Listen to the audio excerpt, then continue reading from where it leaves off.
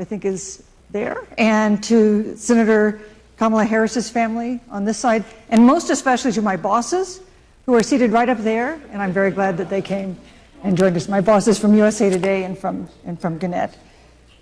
We're glad that you're here, but this debate is not about you, and it's not about me. It's about the millions of Americans who are going to be watching it. And that's why I'm going to ask you for your help. I'm going to ask you for your silence. I'm going to ask you during the debate not to cheer or to boo or to hiss or to laugh, because that is distracting for the people we are really staging this debate to reach. There will be 2 times when you can applaud. That will be when I announce the 2 candidates on the stage. They'll come on the stage simultaneously. That'll be a time to applaud. And then applaud again at the very end of the debate. But if you could keep restrain your enthusiasm between those 2 times, I'd appreciate it. And if you could send me a little good karma, that would also be appreciated, but quietly. I'm going now to sit down and get settled and turn my back to you, but not in a rude way.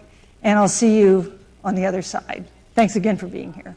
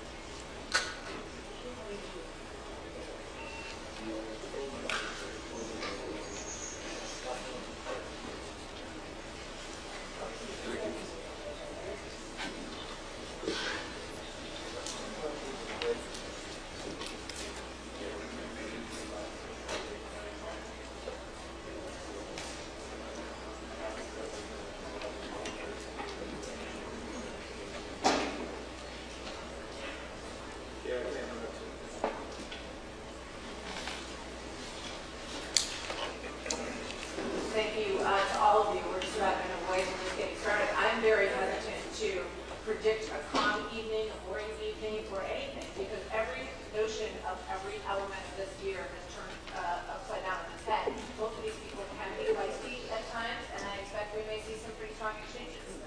First, shut it, some side on the stage. It's a different format, completely. 9 different segments, 10 minutes each, 2 minutes answers at the front, and it should be interesting how to get ready to start. Just 15 seconds here. It's all that is completely up on Fox News Channel, the Vice Presidential Debate, the one and only of the Senate.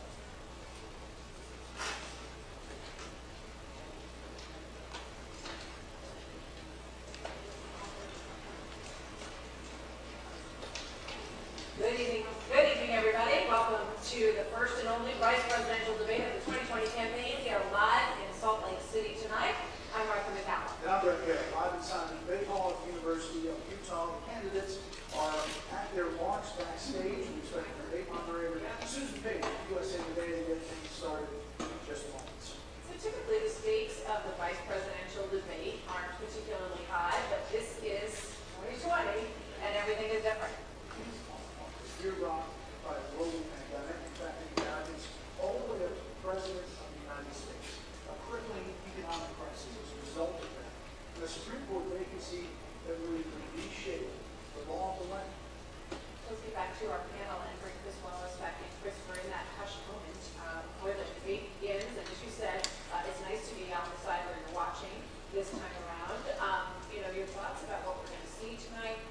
page is getting ready to ask that first question. The first one out of the gate is always an important moment for these events.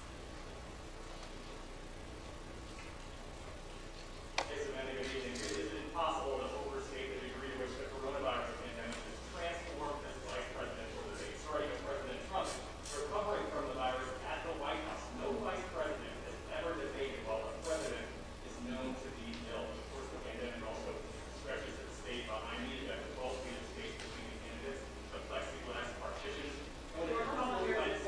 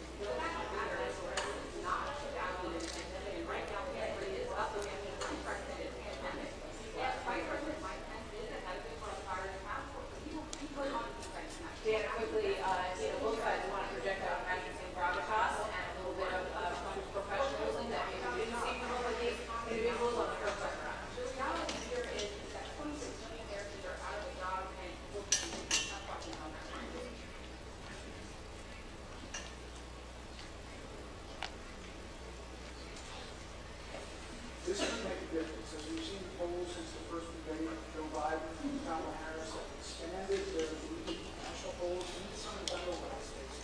But we are still 27 days from this election. A lot can change this season. For about 1,000 or so. That's a lot. Let's turn it over to Susan. Good evening. From the University of Utah in Salt Lake City, welcome to the first and only vice presidential debate of 2020, sponsored by the Nonpartisan Commission on Presidential Debates. I'm Susan Page of USA Today. It is my honor to moderate this debate, an important part of our democracy. In Kingsbury Hall tonight, we have a small and socially distant audience, and we've taken extra precautions during this pandemic. Among other things, everyone in the audience is required to wear a face mask, and the candidates will be seated 12 feet apart. The audience is enthusiastic about their candidates, but they've agreed to express that enthusiasm only twice, at the end of the debate and now when I introduce the candidates. Please welcome California Senator Kamala Harris and Vice President Mike Pence.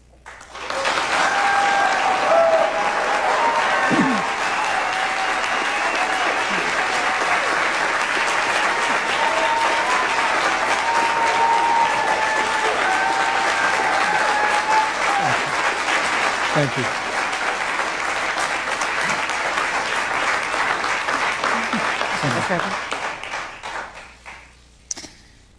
Senator Harris and Vice President Pence, thank you for being here. We're meeting as President Trump and the First Lady continue to undergo treatment in Washington after testing positive for COVID-19. We send our thoughts and prayers to them for their rapid and complete recovery and for the recovery of everyone afflicted by the coronavirus. The two campaigns and the Commission on Presidential Debates have agreed to the ground rules for tonight.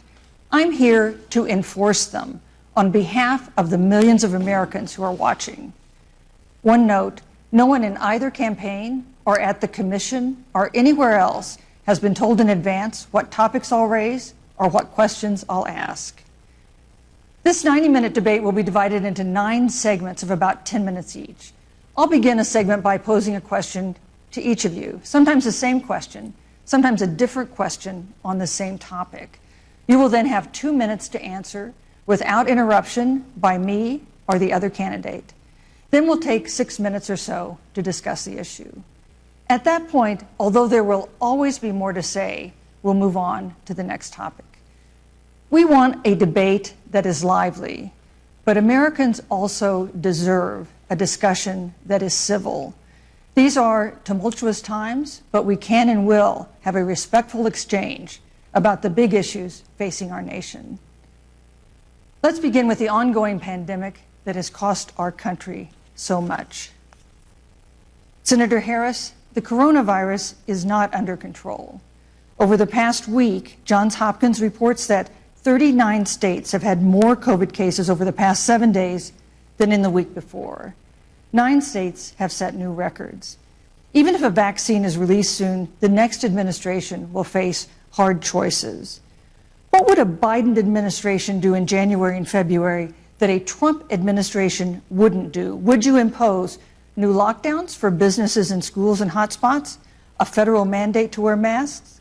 You have 2 minutes to respond without interruption. Thank you, Susan. Well, the American people have witnessed what is the greatest failure of any presidential administration in the history of our country. And here are the facts. 210,000 dead people in our country in just the last several months. Over 7 million people who have contracted this disease. 1 in 5 businesses closed. We're looking at frontline workers who have been treated like sacrificial workers. We are looking at over 30 million people who in the last several months had to file for unemployment. And here's the thing. On January 28th, the Vice President and the President were informed about the nature of this pandemic. They were informed that it's lethal in consequence, that it is airborne, that it will affect young people, and that it would be contracted because it is airborne. And they knew what was happening, and they didn't tell you. Can you imagine if you knew on January 28th, as opposed to March 13th, what they knew, what you might have done to prepare? They knew and they covered it up. The president said it was a hoax. They minimized the seriousness of it. The president said, you're on one side of his ledger if you wear a mask, you're on the other side of his ledger if you don't. And in spite of all of that, today they still don't have a plan. They still don't have a plan. Well, Joe Biden does. And our plan is about what we need to do around a national strategy for contact tracing, for testing, for administration of the vaccine, and making sure that it will be free for all. That is the plan that Joe Biden has and that I have, knowing that we have to get a hold of what has been going on, and we need to save our country. And Joe Biden is the best leader to do that, and frankly, this administration has forfeited their right to re-election based on this. Thank you, Senator Harris. Vice President Pence, more than 210,000 Americans have died of COVID-19 since February.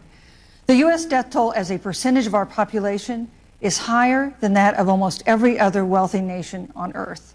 For instance, our death rate is 2.5 times that of Canada next door. You head the administration's coronavirus task force. Why is the U.S. death toll as a percentage of our population higher than that of almost every other wealthy country?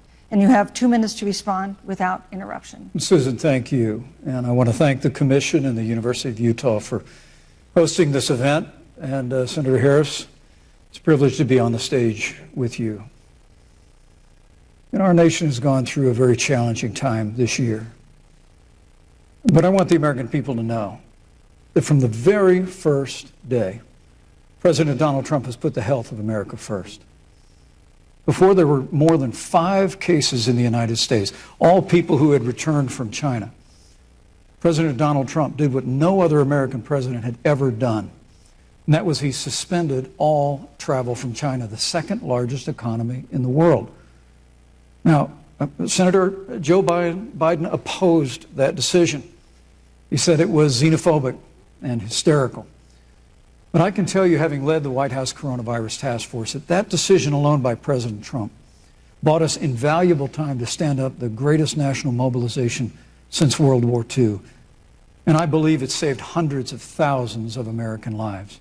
Because with that time, we were able to reinvent testing. More than 115 million tests have been done to date.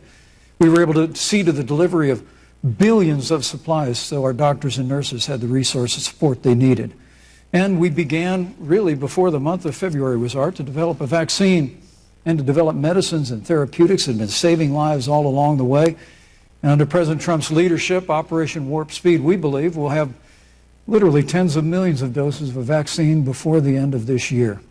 The reality is, when you look at the Biden plan, it reads an awful lot like what President Trump and I and our task force have been doing every step of the way.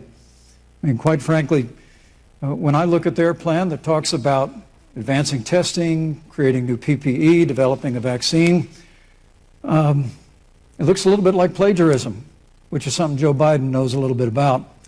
And I think the American people know that this is a president who has put the health of America first, and the American people, I believe with my heart, can be proud of the sacrifices they have made. It's saved countless American lives.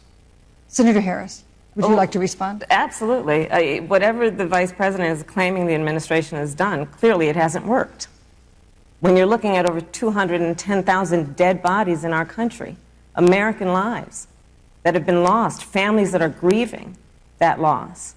And you know, the vice president is the head of the task force and knew on January 28th how serious this was. And then thanks to Bob Woodward, we learned that they knew about it. And then when that was exposed, the vice president said, when asked, well, why didn't you all tell anybody?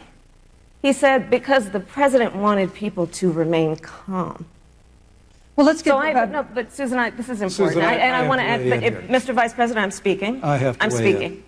Yeah, you So can have I 15 more wanna- seconds, and then we'll give the vice president Thank a you. chance to So I respond. want to ask the American people, how calm were you when you were panicked about where you're going to get your next roll of toilet paper?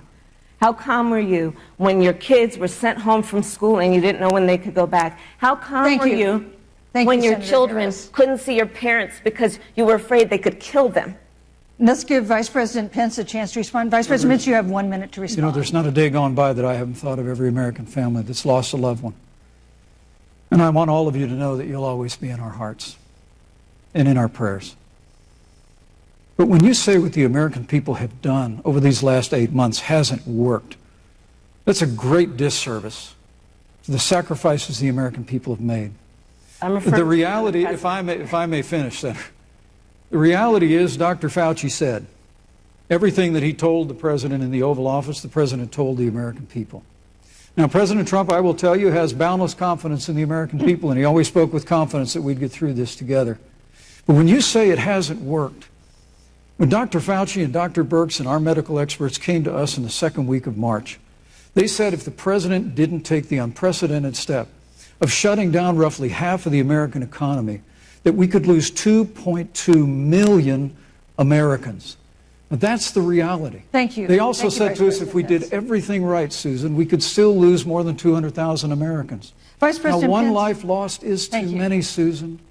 But the American people, I believe, deserve credit for the sacrifices that they have made, putting the health of their family and their neighbors first, our doctors, our nurses, our first Thank you, Vice responders. President Pence. And I'm going to speak up on behalf of what the American people have done. Vice President Pence, you were in the front row in a Rose Garden event 11 days ago at what seems to have been a super spreader event for senior administration and congressional officials. No social distancing, few masks, and now a cluster of coronavirus cases among those who were there. How can you expect Americans to follow the administration's safety guidelines to protect themselves from COVID when you at the White House have not been doing so? Well, the American people have demonstrated over the last 8 months that when given the facts, they're willing to put the health of their families and their neighbors and people they don't even know first. And President Trump and I have great confidence in the American people and their ability to take that information and put it into practice. In the height of the epidemic, when we were losing a heartbreaking number of 2,500 Americans a day, we surged resources to New Jersey and New York and New Orleans and Detroit. We told the American people what needed to be done, and the American people made the sacrifices. When the outbreak in the Sun Belt happened this summer, again, Americans stepped forward. But the reality is the work of the President of the United States goes on. A vacancy on the Supreme Court of the United States has come upon us, and the President introduced Judge Amy Coney Yes, Barrett. thank you. Thank you, Vice But President Pence. if I may say, that Rose Garden event, there's been a great deal of speculation about it. My wife Karen and I were there and honored to be there. Many of the people who were at that event, Susan, actually were tested for coronavirus, and it was an outdoor event, which all of our scientists regularly and routinely advise. The difference here is President Trump and I trust the American people to make choices in the best interest of their health. Joe Biden and Kamala Harris consistently talk about mandates, and not just mandates with the coronavirus, but a government takeover of health care, Thank you, the Green Vice New President Deal, all government control. We're about freedom and respecting the freedom of the American people. Let's talk about respecting the American people. You respect the American people when you tell them the truth. You respect the American people when you have the courage Which we've to be a always leader, done. speaking of those things that you may not want people to hear, but they need to hear so they can protect themselves. But this administration stood on information that if you had as a parent, if you had as a worker, knowing you didn't have enough money saved up, and now you're standing in a food line because of the ineptitude of an administration that was unwilling to speak the truth to the American people. So let's talk about caring about the American people. The American people have had to sacrifice far too much because of the incompetence of this administration. It is asking too much of the people. Susan, we talked about Vice It is President asking too much of the people. Look- That they would not be equipped with the information they need to help themselves to protect Susan, their parents President- and No, their I'm sorry. children. Kamala Harris, Senator Harris, I'm sorry. It's I fine, meant I'm to say- Kamala. No, you're Senator Harris to me. For life to get back to normal, Dr. Anthony Fauci and other experts say that most of the people who can be vaccinated need to be vaccinated. But half of Americans now say they wouldn't take a vaccine if it was released now. If the Trump administration approves a vaccine before or after the election, should Americans take it, and would you take it? If the public health professionals, if Dr. Fauci, if the doctors tell us that we should take it, I'll be the first in line to take it. Absolutely. But if Donald Trump tells us that we should take it, I'm not taking it. Vice President Pence, there have been a lot of repercussions from this pandemic. In recent days, the president's diagnosis of COVID-19 has underscored the importance of the job that you hold and that you are seeking. That's our second topic tonight. It's the role of the vice president. One of you will make history on January 20th. You will be the vice president to the oldest president the United States has ever had. Donald Trump will be 74 years old on Inauguration Day. Joe Biden will be 78 years old. That already has raised concerns among some voters, concerns that have been sharpened by President Trump's hospitalization in recent days. Vice President Pence, have you had a conversation or reached an agreement with President Trump about safeguards or procedures when it comes to the issue of presidential disability? And if not, do you think you should? You have 2 minutes without interruption. Well, Susan, thank you, although I would like to go back. I think we need to move on well, to the thank issue you, of but I would like to vice go back presidency. because the reality is that we're going to have a vaccine, Senator, in record time, in unheard of time, in less than a year. We have 5 companies in phase 3 clinical trials, and we're right now producing tens of millions of doses. So the fact that you continue to undermine public confidence in a vaccine, if the vaccine emerges during the Trump administration, I think is unconscionable. And Senator, I just ask you, stop playing politics with people's lives. The reality is that we will have a vaccine, we believe, before the end of this year. And it will have the capacity to save countless American lives. And your continuous undermining of confidence in a vaccine is it's just unacceptable. And let me also say, the reality is when you talk about failure in this administration, we actually do know what failure looks like in a pandemic. It was 2009. The swine flu arrived in the United States. Thankfully, it ended up not being as lethal as the coronavirus. But before the end of the year, when Joe Biden was vice president of the United States, not 7.5 million people contracted the swine flu. 60 million Americans contracted the swine flu. If the swine flu had been as lethal as the coronavirus, in 2009, when Joe Biden was vice president, we would have lost 2 million American lives. His own chief of staff, Ron Klain, would say last year that it was pure luck that they did, quote, everything possible wrong. And we learned from that. They left the strategic national stockpile empty. They left an empty and hollow plan, but we Thank you, still Vice learned President from it. Pence. And I think Vice the President American Pence, your people, time is I'm going up. to say again, can be Vice proud President Pence, I'm sorry, of your what time we is have up. done. And Senator, please Thank you, Vice stop President undermining Pence. confidence in a vaccine. Senator Harris, let me ask you the same question that I asked Sure. Vice President Pence, which is, have you had a conversation or reached an agreement with Vice President Biden about safeguards or procedures when it comes to the issue of presidential disability? And if not, and if you win the election next month, do you think you should? You have 2 minutes uninterrupted. So let me tell you, first of all, the day I got the call from Joe Biden, it was actually a Zoom call, asking me to serve with him on this ticket was probably one of the most memorable days of my life. I thought about my mother, who came to the United States at the age of 19, gave birth to me at the age of 25 at Kaiser Hospital in Oakland, California. And the thought that I'd be sitting here right now, I know would make her proud, and she must be looking down on this. Joe and I were raised in a very similar way.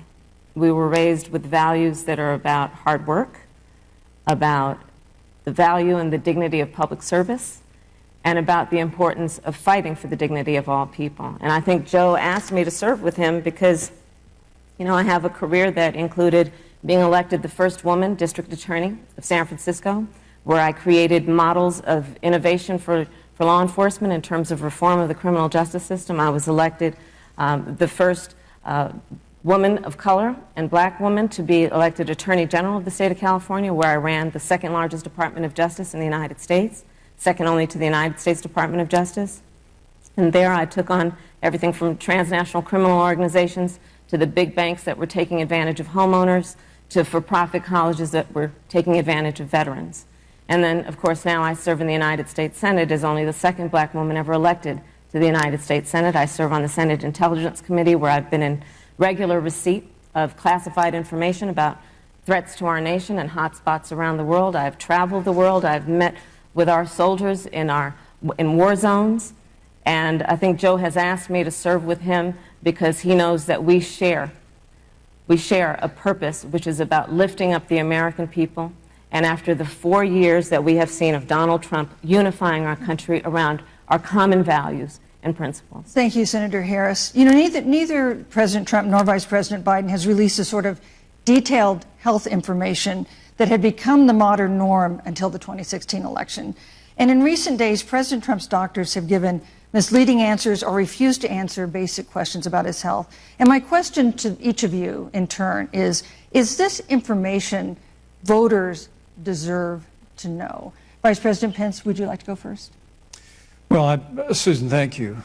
And let me say, on behalf of the President and the First Lady, how moved we've all been by the outpouring of prayers and concern for the President. And I do believe it's emblematic of the prayers and the concern that have ushered forth for every American impacted by the coronavirus. But the care the President received at Walter Reed Hospital, the White House doctors, was exceptional. And the transparency that they practiced all along the way will continue. The American people have a right to know about the health and well-being of their President, and will continue to do that. But I'm just extremely grateful and was more than a little moved by the broad and bipartisan support. And Senator, I want to thank you and Joe Biden for your expressions of genuine concern. And I also want to congratulate you, as I did on that phone call, on the historic nature of your nomination. Thank you. I never expected to be on this stage 4 years ago, so I know the feeling. But the reality is we've got an election before the American people in the midst of this challenging year. And the stakes have never been higher, but I think the choice has never been clearer. I want to give Senator Harris a chance to respond to the same question I asked, which is, do voters have a right to know more detailed health information about presidential candidates and especially about presidents, especially when they're facing some kind of challenge? Absolutely, and that's why Joe Biden has been so incredibly transparent, and certainly by contrast, the President has not. both in terms of health records, but also let's look at taxes. We now know, because of great investigative journalism, that Donald Trump paid $750 in taxes. When I first heard about it, I literally said, "You mean $750,000? And it was like, no, $750. We now know Donald Trump owes and is in debt for $400 million. And just so everyone is clear, when we say in debt, it means you owe money to somebody. And it'd be really good to know who the President of the United States, the Commander-in-Chief, owes money to, because the American people have a right to know what is influencing the President's decisions. And is he making those decisions on the best interest of the American people, of you, or self-interest? So, Susan, I'm glad you asked about transparency, because it has to be across the board. Joe has been incredibly transparent over many, many years. The one thing we all know about Joe, he puts it all out there. He is honest, he is forthright, but Donald Trump, on the other hand, has been about covering up everything. Thank you, Senator Harris. I want to give you a chance to respond, Vice President. Well, look, I respect the fact that Joe Biden spent 47 years in public life. I respect your public service as well. Thank you. But the American people have a president who's a businessman, he's a job creator, who's paid tens of millions of dollars in taxes, payroll taxes, property taxes. He's created tens of thousands of American jobs. And the president said those public reports are not accurate. And the president's also released literally stacks of financial disclosures the American people can review just as the law allows. But the distinction here is that Joe Biden, 47 years in public service, compared to President Donald Trump, who brought all of that experience 4 years ago. Thank you, Vice and President. turned this economy around by cutting taxes, rolling back regulation, unleashing Vice American President energy, Pence. fighting for free and fair trade, and all of that's Thank you, on the Vice line President if Pence. Joe Biden and Kamala Harris. You know, that's a are in good the White House. segue into our third great topic, segue. which is about the economy. This has been another aspect of life for Americans that's been so affected by this coronavirus. We have a jobs crisis brewing. On Friday, we learned that the unemployment rate had declined to 7.9% in September, but the job growth had stalled, and that was before the latest round of layoffs and furloughs in the airline industry at Disney and elsewhere. Hundreds of thousands of discouraged workers have stopped looking for work. Nearly 11 million jobs that existed at the beginning of the year haven't been replaced. Those hardest hit include Latinos, blacks, and women. Senator Harris, the Biden-Harris campaign has proposed new programs to boost the economy, and you would pay for that new spending by raising $4 trillion in taxes on wealthy individuals and corporations. Some economists warn that could curb entrepreneurial ventures that fuel growth and create jobs. Would raising taxes put the recovery at risk? And you have 2 minutes to answer uninterrupted. Thank you. On the issue of the economy, I think there couldn't be a more fundamental difference between Donald Trump and Joe Biden. Joe Biden believes you measure the health and the strength of America's economy based on the health and the strength of the American worker and the American family. On the other hand, you have Donald Trump, who measures the strength of the economy based on how rich people are doing, which is why he passed a tax bill benefiting the top 1% and the biggest corporations of America, leading to a $2 trillion deficit that the American people are going to have to pay for. On day one, Joe Biden will repeal that tax bill. He'll get rid of it. And what he'll do with the money is invest it in the American people. And through a plan that is about investing in infrastructure, something that Donald Trump said he would do. I remember hearing about some infrastructure week. I don't think it ever happened. But Joe Biden will do that. He'll invest in infrastructure. It's about upgrading our roads and bridges, but also investing in clean energy and renewable energy. Joe is going to invest that money in what we need to do around innovation. There was a time when our country believed in science and invested in research and development so that we were an innovation leader on the globe. Joe Biden will use that money to invest in education. So, for example, for folks who want to go to a 2-year community college, it will be free. If you come from a family that makes less than $125,000, you'll go to a public university for free, And across the board, we'll make sure that if you have student loan debt, it's cut by $10,000. That's how Joe Biden thinks about the economy, which is it's about investing in the people of our country as opposed to passing a tax bill, which had the benefit of letting American corporations go offshore to do their business. Thank you, You're Senator welcome. Harris. Vice President Pence, your administration has been predicting a rapid and robust recovery, but the latest economic report suggests that's not happening. Should Americans be braced for an economic comeback that is going to take not months, but a year or more? You have 2 minutes to answer, uninterrupted. When President Trump and I took office, America had gone through the slowest economic recovery since the Great Depression. It was when Joe Biden was vice president, they tried to tax and spend and regulate and bail our way back to a growing economy. President Trump cut taxes across the board. Despite what Senator Harris says, the average American family of four had $2,000 in savings in taxes. And with the rise in wages that occurred, most predominantly for blue-collar, hard-working Americans, the average household income for a family of four increased by $4,000 following President Trump's tax cuts. But America, you just heard Senator Harris tell you, on day one, Joe Biden's going to raise your taxes. It's really remarkable to think, Susan. I mean, right after a time where we're going through a pandemic that lost 22 million jobs at the height, we've already added back 11.6 million jobs because we had a president who cut taxes, rolled back regulation, unleashed American energy, fought for free and fair trade, and secured $4 trillion from the Congress of the United States to give direct payments to families, save 50 million jobs through the Paycheck Protection Program.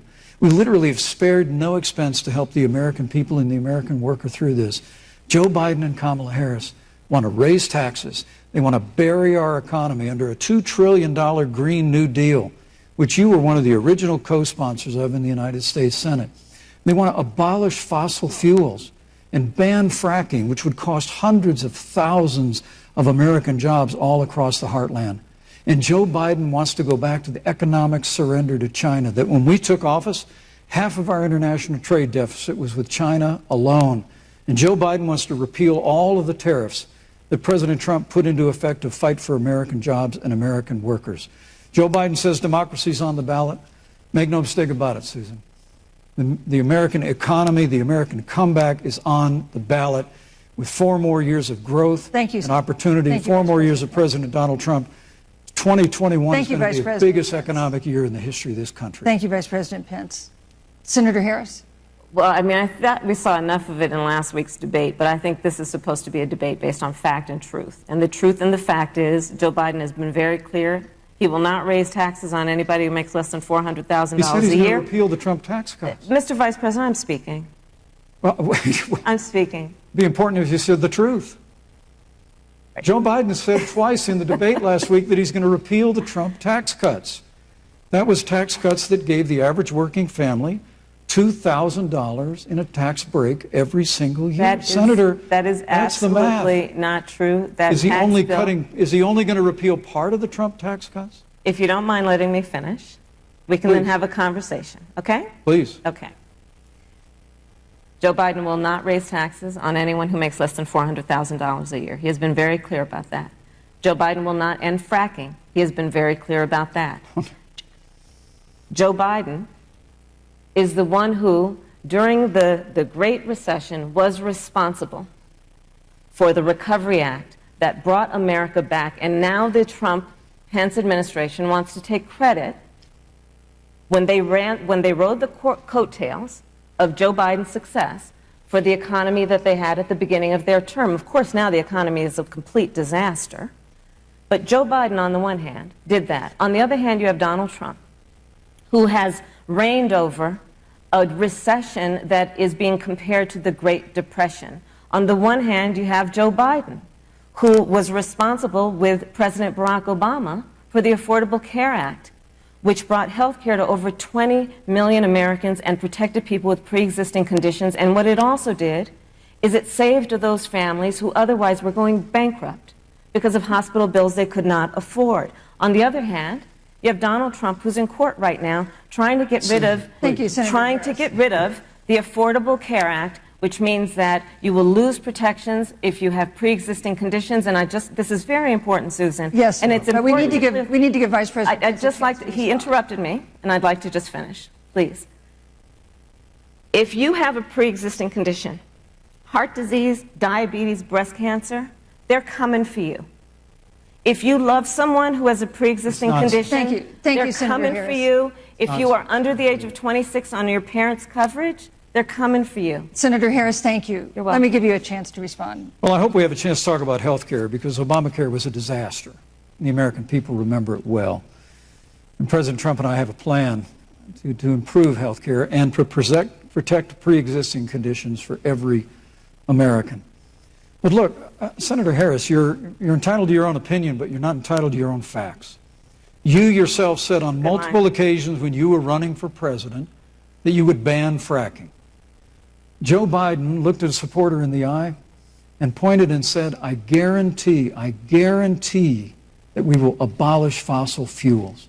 They have a $2 trillion version of the Green New Deal, Susan, that your newspaper, USA Today, said really wasn't that very different from the original Green New Deal. More taxes, more regulation, banning fracking, abolishing fossil fuel, crushing American energy, and economic surrender to China is a prescription for economic decline. President Trump and I will keep America growing. The V-shaped recovery that's underway right now will continue with 4 more years of President Donald Trump. Thank you very, very much, Vice President Pence. Once again, you've provided the perfect segue to a new topic, which is climate change. And Vice President Pence, I'd like to pose the first question to you. This year, we've seen record-setting hurricanes in the South. Another one, Hurricane Delta, is now threatening the Gulf. And we have seen record-setting wildfires in the West. Do you believe, as the scientific community has concluded, that man-made climate change has made wildfires bigger, hotter, and more deadly, and have made hurricanes wetter, slower, and more damaging? You have 2 minutes uninterrupted. Thank you, Susan. Well, first, I'm very proud of our record on the environment and on conservation. According to all of the best estimates, our air and land are cleaner than any time ever recorded. Our water is among the cleanest in the world. And just a little while ago, the President signed the Outdoors Act. It's the largest investment in our public lands and public parks in 100 years. So President Trump has made a commitment to conservation and to the environment. Now, with regard to climate change, the climate is changing. But the issue is, what's the cause and what do we do about it? President Trump has made it clear that we're going to continue to listen to the science. Now, Joe Biden and Kamala Harris would put us back in the Paris Climate Accord. They'd impose the Green New Deal, which would crush American energy, would increase the energy costs of American families in their homes, and literally would crush American jobs. And President Trump and I believe that the progress that we have made in a cleaner environment has been happening precisely because we have a strong free market economy. You know, what's remarkable is the United States has reduced CO2 more than the countries that are still in the Paris Climate Accord, but we've done it through innovation, and we've done it through natural gas and fracking, which, Senator, the American people can go look at the record. I know Joe Biden says otherwise now, as you do, but the both of you repeatedly committed to abolishing fossil fuel and banning fracking. And so by creating the kind of American innovation, we're actually steering toward a stronger and better environment. With regard to wildfires, President Trump and I believe that forest management has to be front and center, and even Governor Gavin Newsom from your state has agreed we've got to work on forest management.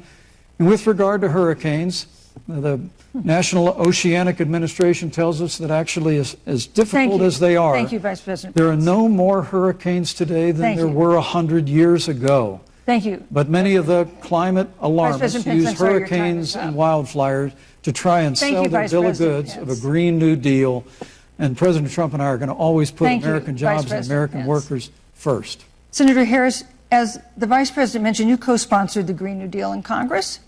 But Vice President Biden said in last week's debate that he does not support the Green New Deal. But if you look at the Biden-Harris campaign website, it describes the Green New Deal as a crucial framework. What exactly would be the stance of a Biden-Harris administration toward the Green New Deal? You have 2 minutes uninterrupted. Sure. So first of all, I will repeat, and the American people know, that Joe Biden will not ban fracking. That is a fact. That is a fact. I will repeat that Joe Biden has been very clear that he thinks about growing jobs, which is why he will not increase taxes for anyone who makes less than $400,000 a year. Joe Biden's economic plan, Moody's, which is a reputable Wall Street firm, has said will create 7 million more jobs than Donald Trump's. And part of those jobs that will be created by Joe Biden are going to be about clean energy and renewable energy. Because you see, Joe understands that the west coast of our country is burning, including my home state of California. Joe sees what is happening on the Gulf states, which are being battered by storms. Joe has seen and talked with the farmers in Iowa, whose entire crops have been destroyed because of floods. And so Joe believes, again, in science. I'll tell you something, Susan. I served, when I first got to the Senate, on the committee that's responsible for the environment. Do you know this administration took the word science off the website and then took the phrase climate change off the website? We have seen a pattern with this administration, which is they don't believe in science. And Joe's plan is about saying we're going to deal with it, but we're also going to create jobs. Donald Trump, when asked about the wildfires in California, and the question was, you know, the science is telling us this, you know what Donald Trump said? Science doesn't know. So let's talk about who is prepared to lead our country over the course of the next 4 years on what is an existential threat to us as human beings. Joe is about saying we're going to invest that in renewable energy. It's going to be about the creation of millions of jobs. We will achieve net zero emissions by 2050, carbon neutral by 2035. Joe has a plan.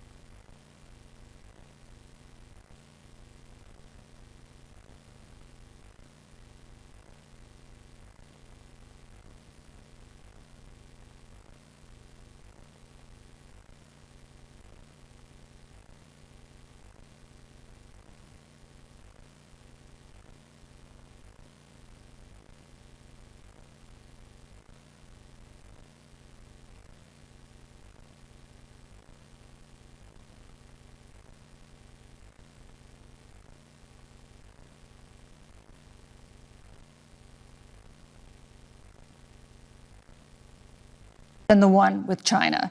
It is a huge market for American agricultural goods. It's a potential partner in dealing with climate change in North Korea.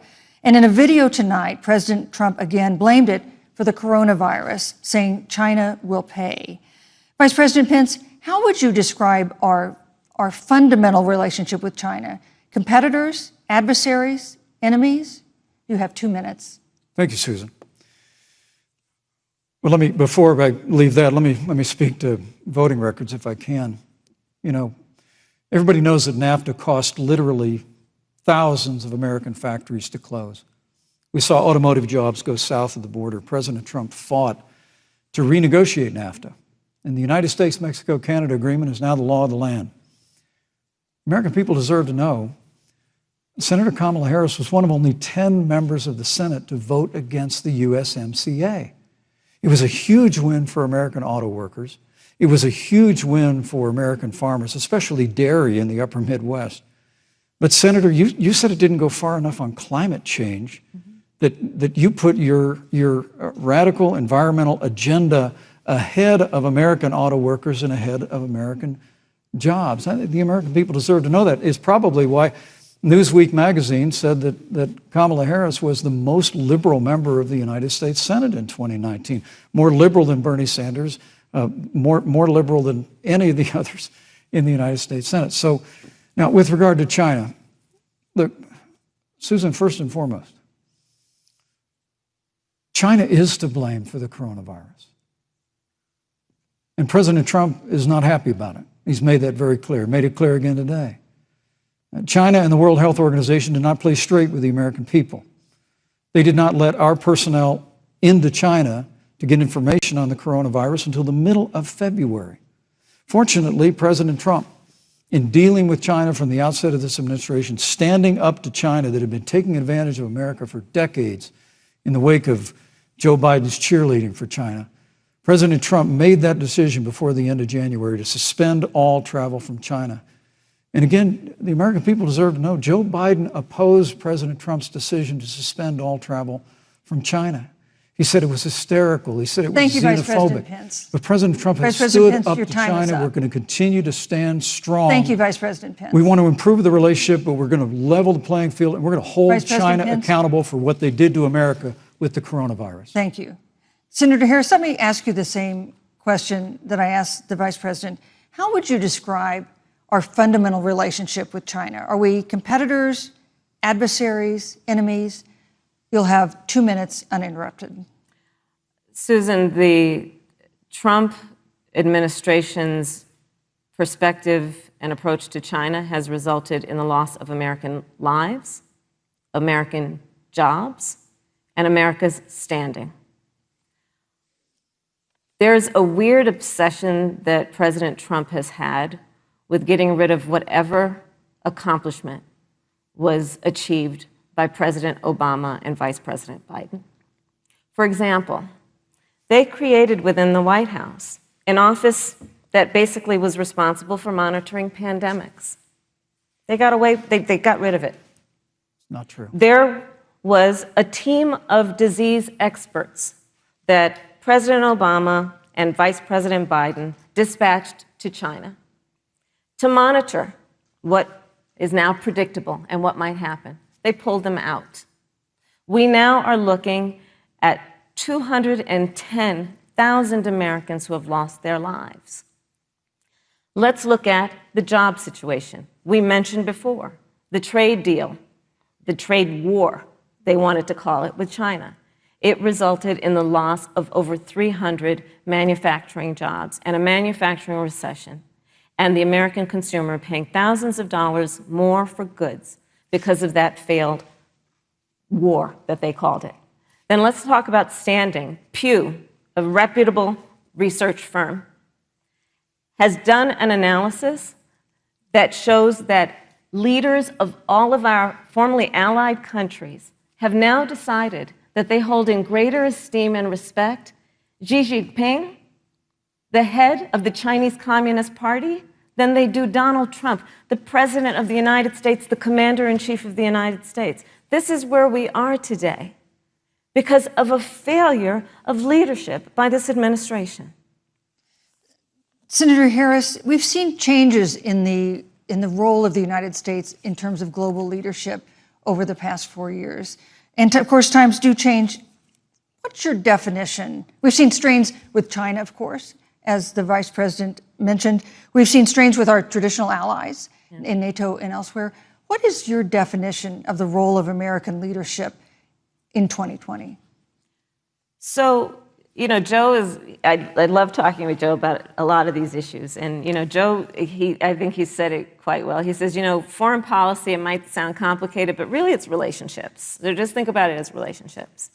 And so we know this in our personal and professional relationships. You got to keep your word to your friends.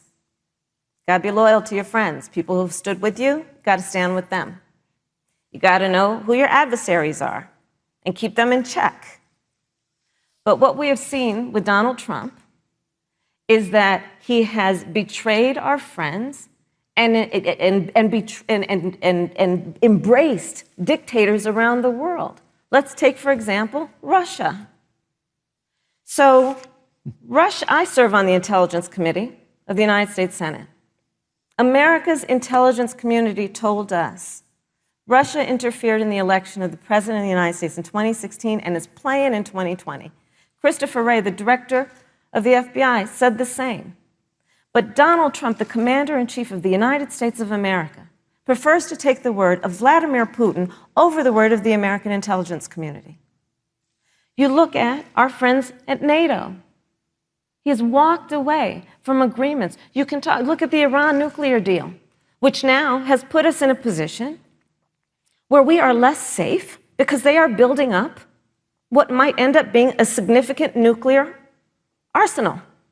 We were in that deal, guys. We were in the Iran nuclear deal with friends, with allies around the country. And because of Donald Trump's unilateral approach to foreign policy, coupled with his isolationism, he pulled us out and has made America less safe. So, Susan, it's about relationships.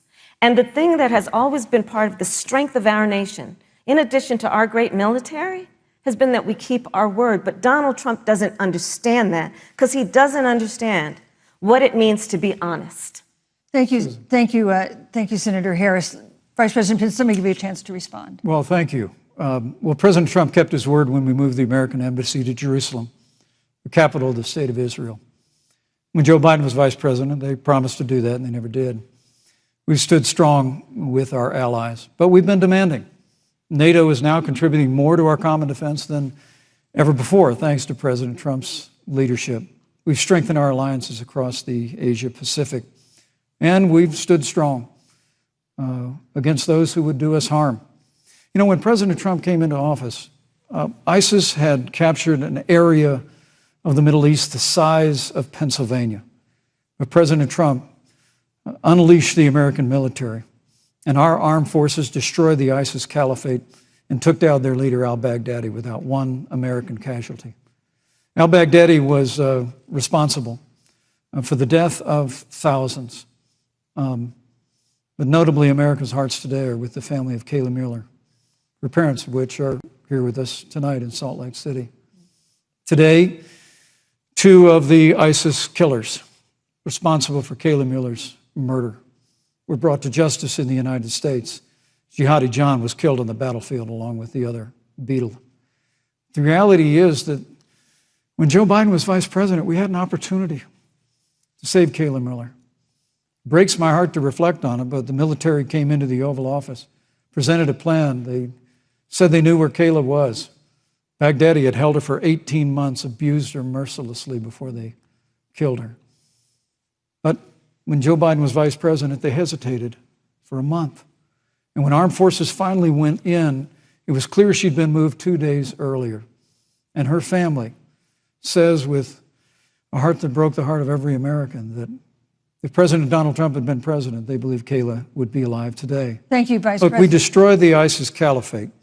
And you talk about re-entering the Iran nuclear deal. I mean, the last administration transferred $1.8 billion to the leading state sponsor Thank you, Vice of President terrorism. Pence. President Donald Trump got us out of the deal. Thank you, Vice President Pence. And when Qasem Soleimani was traveling to Baghdad Thank you, to do Vice President harm Pence. to Americans, President Donald Trump took Thank you, him Vice out, President Pence. and America is safer, our allies are safer, and the American people know President Donald Trump will never Thank you, hesitate Vice President to take Pence. action. I would like to give American Senator Harris a chance to respond, but not at such great length, because, of course, there are other topics we want to talk about. But I would like equal time. Yes. Thank you. Please go ahead.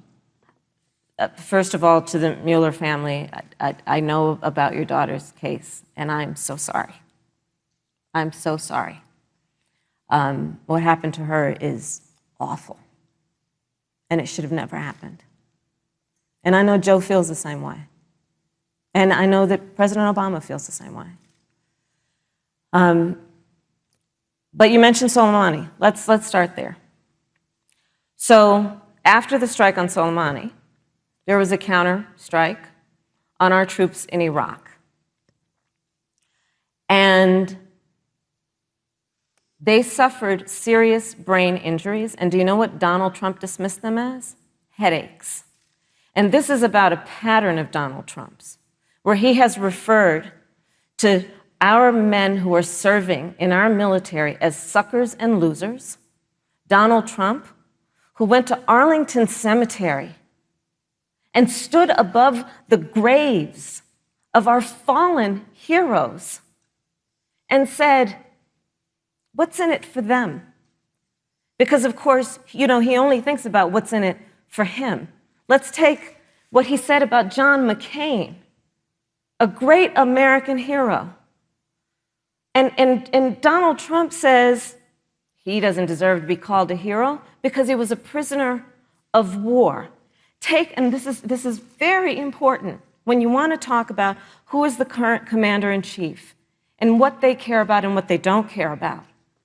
Public reporting that Russia had bounties on the heads of American soldiers. And you know what a bounty is? It's somebody puts a price on your head and they will pay it if you are killed.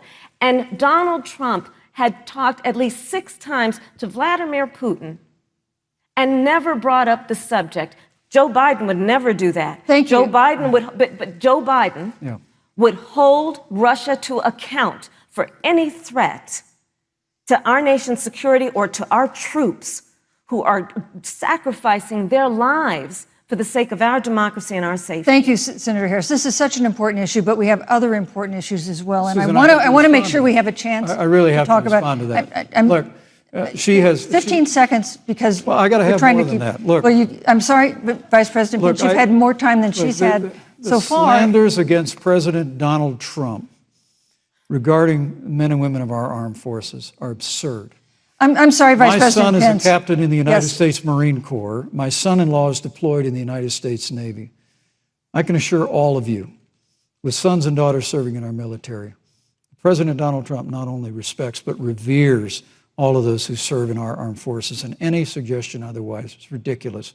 Thank you, Vice President Pence. the Vice American President Pence, people deserve- you know, Susan, Vice the President American Pence, people deserve I to didn't, know Vice President that- Pence, I did not, excuse me, Susan, the I did American not people create deserve the to know rules for tonight. Joe Biden Your and Kam- campaigns agreed to the rules for tonight's debate with the Commission on Presidential Debates. I'm here to enforce them, which involves moving from one topic to another, giving roughly equal time to both of you, Go right which is what I'm trying very hard to do. Go right ahead. So I want to go ahead and move to the next topic, which is an important one, as the last topic was, and that is the Supreme Court.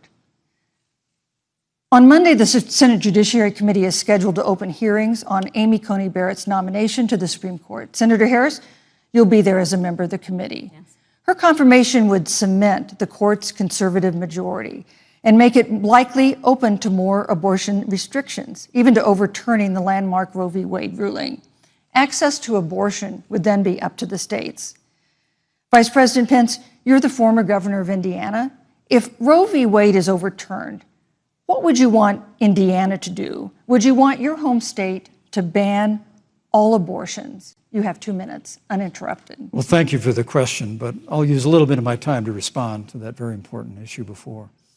The American people deserve to know Qasem Soleimani, the Iranian general, was responsible for the death of hundreds of American service members. When the opportunity came, we saw him headed to Baghdad to kill more Americans. President Trump didn't hesitate, and Qasem Soleimani is gone. But you deserve to know that Joe Biden And Kamala Harris actually criticized the decision to take out Qasem Soleimani. It's really inexplicable, but with regard to Joe Biden, it's explainable. Because history records that Joe Biden actually opposed the raid against Osama bin Laden. It's absolutely essential that we have a commander-in-chief who will not hesitate to act to protect American lives and to protect American service members, and that's what you have in President Donald Trump. Now, with regard to the Supreme Court of the United States, let me say President Trump and I could not be more enthusiastic about the opportunity to see Judge Amy Coney Barrett become Justice Amy Coney Barrett. Now, she's a brilliant woman, and she will bring a lifetime of experience and a sizable American family to the Supreme Court of the United States. And our hope is, in the hearing next week, unlike Justice Kavanaugh received with treatment from you and others, we hope she gets a fair hearing. And we particularly hope that we don't see the kind of attacks on her Christian faith that we saw before.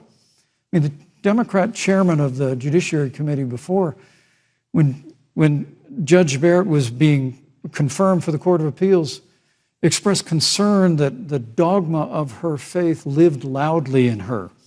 Dick Durbin of Illinois said that it was a concern.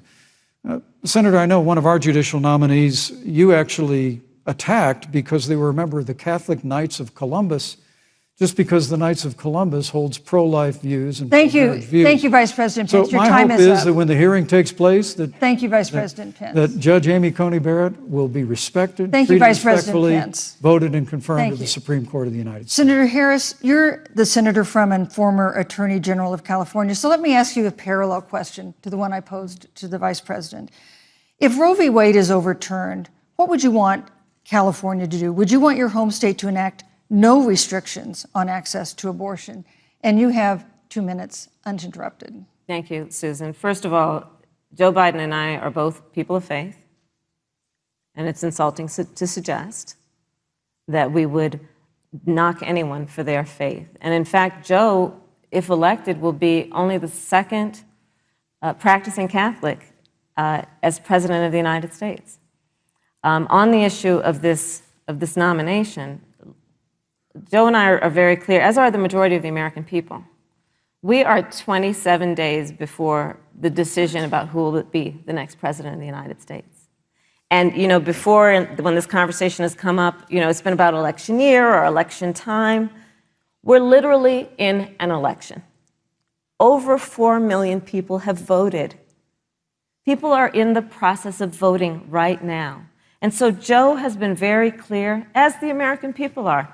Let the American people fill that seat in the White House, and then we'll fill that seat on the United States Supreme Court. And to your point, Susan, the issues before us couldn't be more serious. There's the issue of choice, and I will always fight for a woman's right to make a decision about her own body. It should be her decision and not that of Donald Trump and the Vice President, Michael Pence. But let's also look at what else is before the court. It's the Affordable Care Act. Like, literally in the midst of a public health pandemic, when over 210,000 people have died and 7 million people probably have what will be in the future considered a pre-existing condition because you contracted the virus. Donald Trump is in court right now trying to get rid of the Affordable Care Act. And I said it before, and it bears repeating. This means that there will be no more protections, if they win, for people with pre-existing conditions. Yeah. This means that over 20 million people will lose your coverage. It means that if you're under the age of 26, you can't stay on your parents' coverage anymore. And here's the thing. The contrast couldn't be more clear. They're trying to get rid of the Affordable Care Act. Joe Biden is saying, let's expand coverage. Let's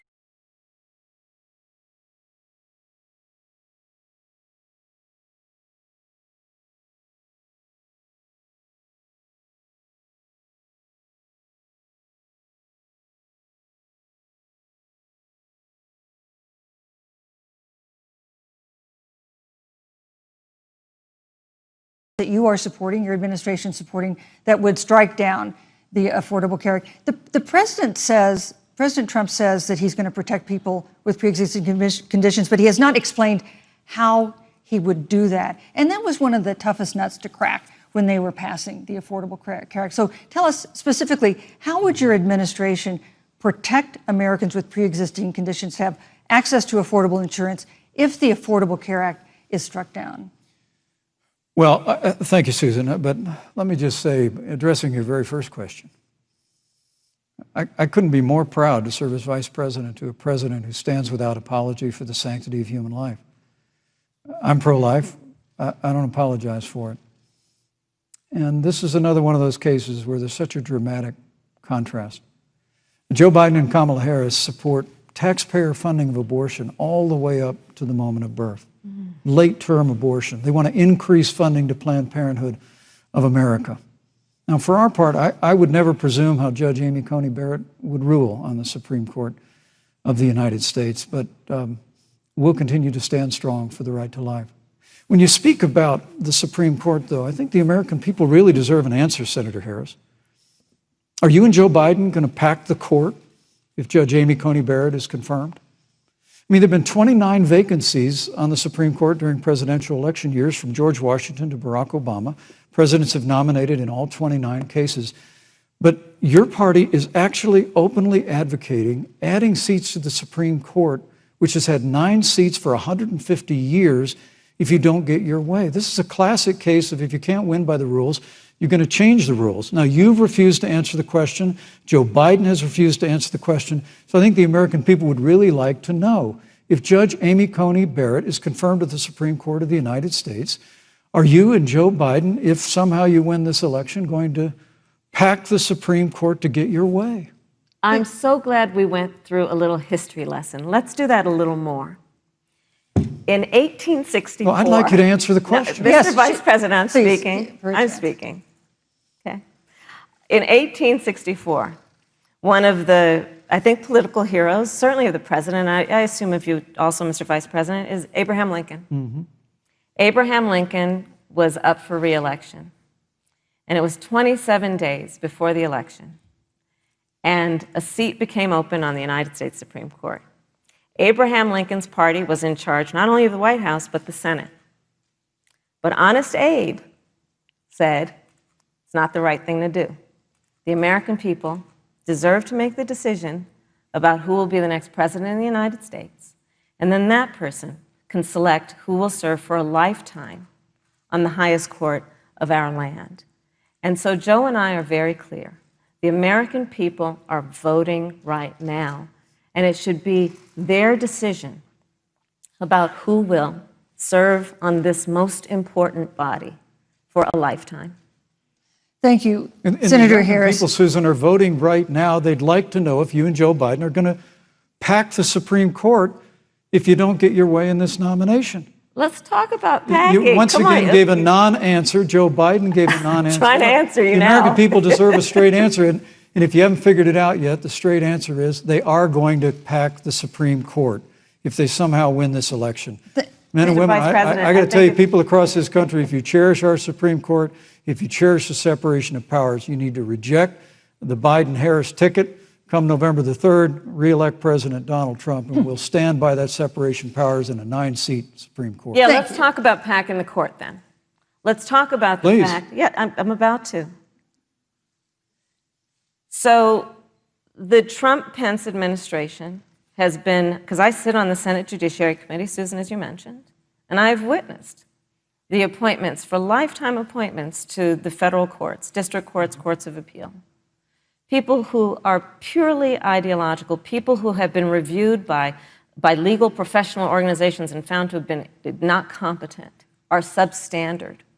And do you know that of the 50 people who President Trump appointed to the Court of Appeals for lifetime appointments, not one is black? This is what they've been doing. You want to talk about packing a court? Let's have that discussion. All right, thank you, Senator. Let's go on and talk about the issue of racial justice. I just want the record to reflect she never answered the question. So I think maybe you. the next debate, Joe Biden will answer the question, Thank you, but I think thank the you. American people know the answer. Thank you, Vice President. In March, Breonna Taylor, a 26-year-old emergency room technician in Louisville, was shot and killed after police officers executing a search warrant in a narcotics investigation broke into her apartment. The police said they identified themselves. Taylor's boyfriend said he didn't hear them do that. He used a gun registered to him to fire a shot, which wounded an officer. The officers then fired more than 20 rounds into the apartment. They say they were acting in self-defense. None of them have been indicted in connection with her death. Senator Harris, in the case of Breonna Taylor, was justice done? You have 2 minutes. I don't believe so. And I've talked with Breonna's mother, Tamika Palmer, and her family. And her family deserves justice. She was a beautiful young woman. She had as her life goal to become a nurse, and she wanted to become an EMT to first learn what's going on out on the street so she could then become a nurse and save lives. And her life was taken unjustifiably and tragically and violently. And it brings me to, the 8 minutes and 46 seconds that America witnessed, during which an American man was tortured and killed under the knee of an armed, uniformed police officer. And people around our country of every race, of every age, of every gender, perfect strangers to each other, marched shoulder to shoulder, arm in arm, fighting for us to finally achieve that ideal of equal justice under law. And I was a part of those peaceful protests.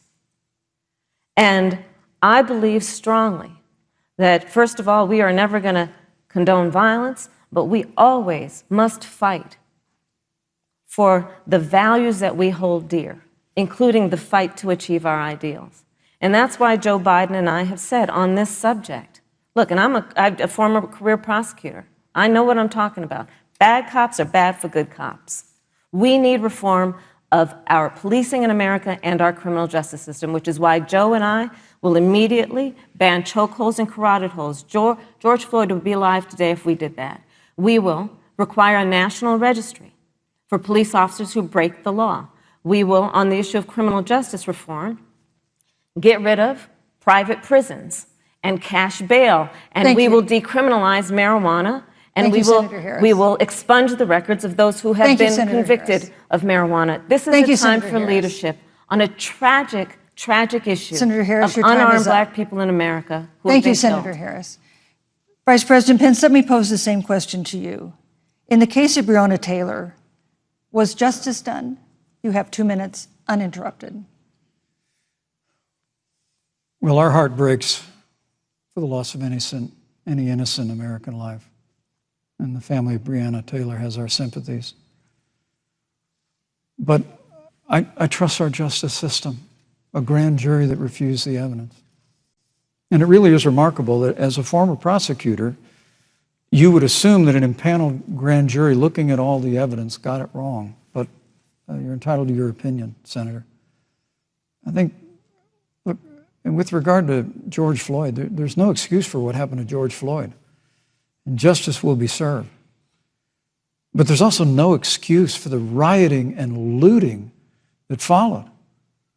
I mean, it really is astonishing. Flora Westbrook is with us here tonight in Salt Lake City.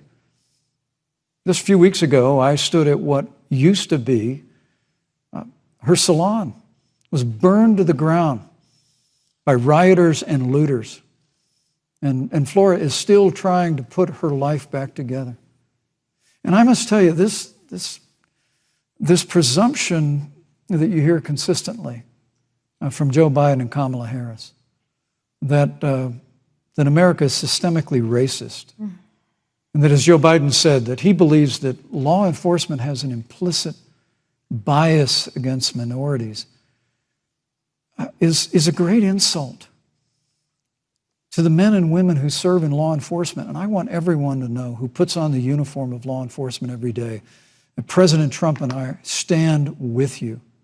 And it is remarkable that when Senator Tim Scott tried to pass a police reform bill, brought together a group of Republicans and Democrats, Senator Harris, you got up and walked out of the room. And then you filibustered Senator Tim Scott's bill on the Senate floor that would have provided new accountability, new resources. Look, we don't have to choose between supporting law enforcement, improving public safety, and supporting our African American Thank you, Vice neighbors and all of our minorities. Under President Trump's leadership, Thank you, we'll Vice President always Pence. stand with law enforcement, and we'll do what we've done Vice from President day Pence, one, and thank that is you. Your time improve is the up. lives of African Americans. Thank you, Vice Record President unemployment, record Vice investments in President Pence, your time education, is and we'll up. fight for school choice for all of our minorities. Thank you, Vice I'd President. like to respond. Senator Harris. I will not sit here and be lectured by the Vice President on what it means to enforce the laws of our country. I am the only one on this stage who has personally prosecuted everything from child sexual assault to homicide. I'm the only one on this stage who has prosecuted the big banks for taking advantage of America's homeowners. I'm the only one on this stage who prosecuted for-profit colleges for taking advantage of our veterans. And the reality of this is that we are talking about an election in 27 days, where last week the President of the United States took a debate stage in front of 70 million Americans and refused to condemn white supremacists. Not true. And Not true. it wasn't like he didn't have a chance. He didn't do it, and then he doubled down. And then he said, when pressed, stand back, stand by. And this is a part of a pattern of Donald Trump's. He called Mexicans rapists and criminals. He instituted as his first act a Muslim ban. On the issue of Charlottesville, where people were peacefully protesting the need for racial justice, where a young woman was killed, and on the other side there were neo-Nazis carrying tiki torches, shouting racial epithets, anti-Semitic slurs. And Donald Trump, when asked about it, said there were fine people on both sides. This is who we have as the President of the United States. And America, you deserve better. Joe Biden will be a president who brings our country together. Senator Harris. And recognizes the beauty in our diversity and the fact that we Senator all Harris, have so you. much more in common than what separates us. Vice President Pence, let me give you a minute to respond. Thank you, Susan. I appreciate that very much.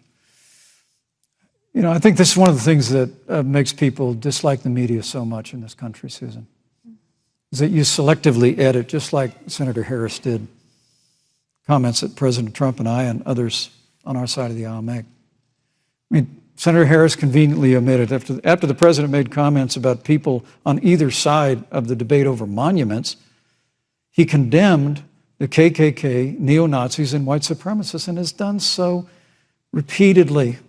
You're concerned that he doesn't condemn neo-Nazis. President Trump has Jewish grandchildren. His daughter and son-in-law are Jewish.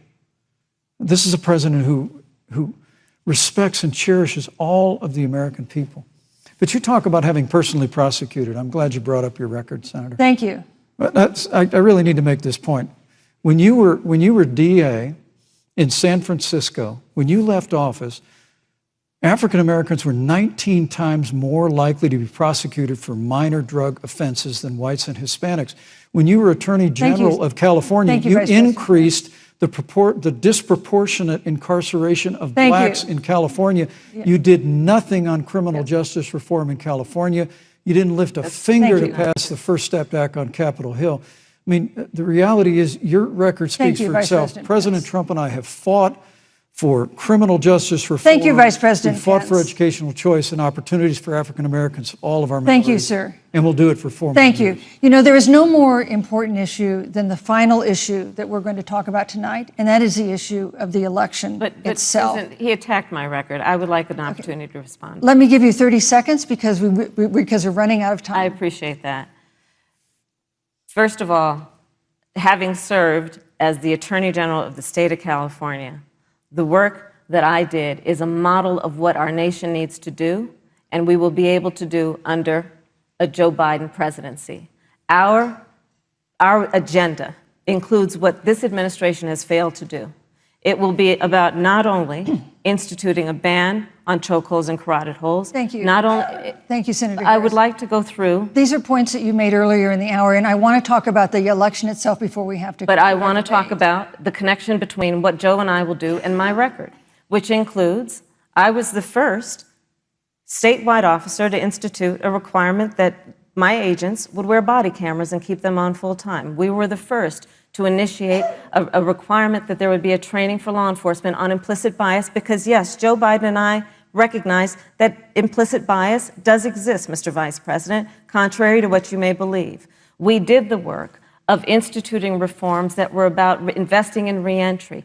This is the work that we have done and the work we will do going forward. And again, I will not be lectured by the Vice President on our record of what we have done in terms of law enforcement and keeping our communities safe and a commitment to reforming the criminal justice system of America. Thank you, Senator Harris. And I'd like to pose I'd like you to respond first to the question on our final topic, the election itself. President Trump has several times refused to commit himself to a peaceful transfer of power after the election. If your ticket wins and President Trump refuses to accept a peaceful transfer of power, what steps would you and Vice President Biden then take? What would happen next? You have 2 minutes. So I'll tell you, Joe and I are, I think, particularly proud of the coalition that we've built around our campaign. We probably have one of the broadest coalitions of folks that you've ever seen in a presidential race. Of course, we have the support of Democrats, but also independents and Republicans. In fact, 7 members of President George W. Bush's cabinet are supporting our ticket. We have the support of Colin Powell, Cindy McCain, John Kasich, over 500 generals, retired generals, and former national security experts and advisors are supporting our campaign. And I believe they are doing that because they know that Joe Biden has a deep, deep-seated commitment to fight for our democracy and to fight for the integrity of our democracy and to bring integrity back to the White House. And so we believe in the American people. We believe in our democracy. And here's what I'd like to say to everybody. Vote. Please vote. Vote early. Come up with a plan to vote. Go to iwillvote.com. You can also go to joebiden.com. We have it within our power in these next 27 days to make the decision about what will be the course of our country for the next 4 years. And it is within our power, and if we use our vote and we use our voice, we will win.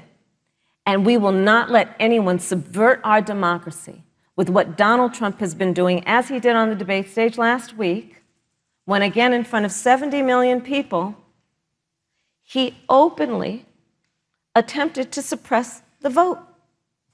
Joe Biden, on the other hand, on that same debate stage, because clearly Donald Trump doesn't think he can run on a record because it's a failed record, Joe Biden on that stage said, hey, just please vote. So I'll repeat what Joe said. Please vote. Thank you, Senator. Vice President Pence, President Trump has several times refused to commit himself to a peaceful transfer of power after the election. If Vice President Biden is declared the winner and President Trump refuses to accept a peaceful transfer of power, what would be your role and responsibility as Vice President? What would you personally do? You have 2 minutes. Well, Susan, first and foremost, I think we're going to win this election. Because while Joe Biden and Kamala Harris rattle off a long litany of the establishment in Washington, D.C., an establishment that Joe Biden's been a part of for 47 years, President Donald Trump has launched a movement of everyday Americans from every walk of life. And I have every confidence that those same Americans that delivered that historic victory in 2016, they see this president's record where we rebuild our military, we revived our economy through tax cuts and rolling back regulation, fighting for fair trade, unleashing American energy. We appointed conservatives to our federal courts at every level. And we stood with the men and women of law enforcement every single day. And I think that movement of Americans has only grown stronger in the last 4 years. But when you talk about accepting the outcome of the election, I must tell you, Senator, your party has spent the last 3.5 years trying to overturn the results of the last election. It's amazing. When Joe Biden was vice president of the United States, the FBI actually spied on President Trump and my campaign. I mean, there were documents released this week that the CIA actually made a referral to the FBI documenting that those allegations were coming from the Hillary Clinton campaign. And of course, we've all seen the avalanche, what you put the country through for for the better part of 3 years until it was found that there was no obstruction, no collusion, case closed. And then Senator Harris, you and your colleagues in the Congress tried to impeach the President of the United States over a phone call. And now Hillary Clinton has actually said to Joe Biden that in her words, under no circumstances should he concede the election. So let me just say, I think we're going to win this election. President Trump and I are fighting every day in courthouses to prevent Joe Biden and Kamala Harris from changing the rules and creating this universal mail-in voting that will create a massive opportunity for voter fraud. And we have a free and fair election. We know we're going to have confidence in it. And I believe in all my heart that President Donald Trump's going to be reelected for 4 more years. You know, I've written all the questions that I've asked tonight, but for the final question of the debate, I'd like to read a question that someone else wrote. The Utah Debate Commission asked students in the state to write essays about what they would like to ask you. And I want to close tonight's debate with the question posed by Brecklin Brown. She's an 8th grader at Springville Junior High in Springville, Utah. And here's what she wrote, quote, "When I watch the news, all I see is arguing between Democrats and Republicans. When I watch the news, all I see is citizen fighting against citizen. When I watch the news, all I see are 2 candidates from opposing parties trying to tear each other down. If our leaders can't get along, how are the citizens supposed to get along?" And then she added, "Your examples could make all the difference to bring us together," end quote. So to each of you in turn, I'd like you to take 1 minute and respond to Brecklin. Vice President Pence, you have 1 minute. Brecklin, it's a wonderful question. And let me just commend you for taking an interest in public life. I started following the news when I was very young. And in America, we believe in a free and open exchange of debate. And we celebrate that. And it's how we've created literally the freest and most prosperous nation in the history of the world. But I would tell you that don't assume that what you're seeing on your local news networks is synonymous with the American people. You know, I look at the relationship between Justice Ruth Bader Ginsburg, the late justice who we just lost from the Supreme Court, and the late Justice Antonin Scalia. They were on polar opposites on the Supreme Court of the United States, one very liberal, one very conservative. But what's been learned since her passing was the 2 of them and their families were the very closest of friends. I mean, here in America, we can disagree. We can debate vigorously, as Senator Harris and I have on this stage tonight. But when the debate is over, we come together as Americans. And that's what people do in big cities and small towns all across this country. So I just want to encourage you, Brecklin. I want to tell you that we're going to work every day to have government as good as our people. And the American people each and every day love a good debate. We love a good argument. But we always come together and are always there for one another. Thank you, in Vice times of President. need. And we've especially learned that Thank you, through Mr. the Vice President. difficulties of this year.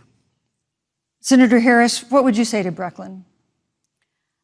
First of all, I love hearing from our young leaders. And when I hear her words, when I hear your words, Brecklin, I know our future is bright because it is that perspective on who we are and who we should be that is a sign of leadership and is something we should all aspire to be. And that, that brings me to Joe. Joe Biden, one of the reasons that Joe decided to run for president is after Charlottesville, which we talked about earlier. It so troubled him and upset him like it did all of us, that there was that kind of hate and division. What propelled Joe to run for president was to see that over the course of the last 4 years, what Brecklin described has been happening.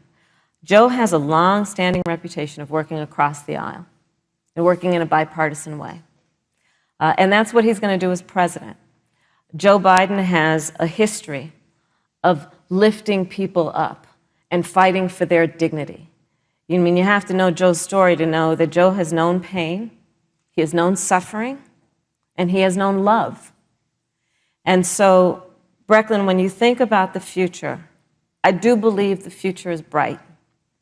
And it will be because of your leadership, and it will be because we fight for each person's voice through their vote, and we get engaged in this election because you have the ability through your work and through eventually your vote Thank you, to Senator determine Harris. the future of our country and what its leadership looks like. Thank you, Senator Harris. Thank you, Vice President Pence. Thank you so much for being with us tonight. We want to thank also the University of Utah for its hospitality, and most of all, our thanks to all the Americans who watched this debate tonight. Again, our best wishes for a quick recovery to President Trump, the First Lady, and everyone who is battling COVID-19. The second presidential debate is next week on October 15th, a town hall style debate in Miami. We hope you'll join us then. Good evening.